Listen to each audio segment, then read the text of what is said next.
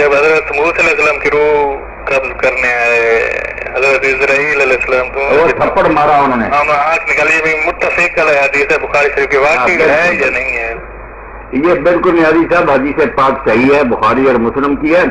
اور جو سوال لوگ کرتے ہیں کہ موسیٰ علیہ السلام نے اس کے تھپڑ مار دیا فرشتے کے اور یہ کیا وہ کیا، اس پر جو بہت سے سوال مرتب کرتے ہیں، ان سب کے جوابوں سے امام ابن قتیبہ رحمۃ اللہ علیہ تعویل مختلف الحدیث میں فارغ ہو چکے ہیں۔ لوگوں کا یہ کہ سوال کو پہلوں کا ہی لے لیتے ہیں اور جو جواب دیے ان کو نظر انداز کرتے ہیں، لوگوں کو پریشان کرتے ہیں کہ جیسے اب یہ سوال پیدا ہوا ہے۔ بخاری مسلم شروع سے لوگ پڑھتے آتے ہیں، حدیث بھی لوگوں کے سامنے ہے، اس کے حل بھی کیے۔ مسئلہ ایسا ہی ہے کہ اگر حدیث کو ہم ایک طرف بھی رہنے دیں، قرآن کو دیکھیں تو جیسے نیازی صاحب ابراہیم علیہ السلام کے پاس انسانی شکل میں فرشتے آئے، انہوں نے مہمان سمجھ کر بچڑا نہیں بولنا، لے آ کر آگے نہیں رکھا اور کہا نہیں کہ کھاتے کیوں نہیں۔ اب پیغمبر نہیں پہچان سکا کہ یہ فرشتے ہیں، انسان انہوں نے سمجھا۔ حضرت لوط علیہ السلام کے پاس گیا، انہوں نے کہا ھذا یوم رفیق، آج تو بڑا مشکل دن آیا، کیا کروں مہمان۔ ان کو بھی بعد میں فرشتوں تو بشری شکل میں نہیں پہچان سکتا نبی، اس میں کوئی چان نہیں۔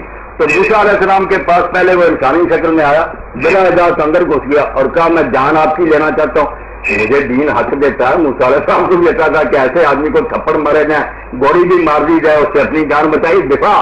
جب دوسری مرتبہ آیا اور بات بیان کی کہ میں تو اللہ کی طرف سے، اللہ یہ کہتا ہے کہ اگر عمر چاہتے ہو تو بیل کی پشت پر ہاتھ رکھو، جتنے بار آئیں گے اللہ اگر چاہتا میں نے کیوں زندگی اتنی چاہیے، کرو جان قبل۔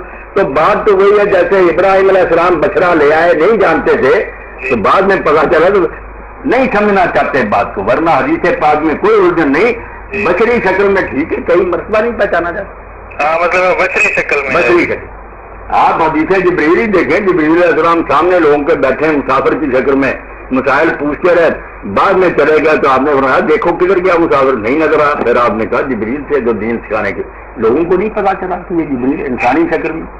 تو یہ کوئی تعجب کی بات نہیں، جن کی نیتیں خراب ہے نا کہ ضرور اعتراض ہی کرنا، وہ تو قرآن پر بھی کریں گے۔ بالکل، وہ تو ان کو تو اللہ ہدایت دے۔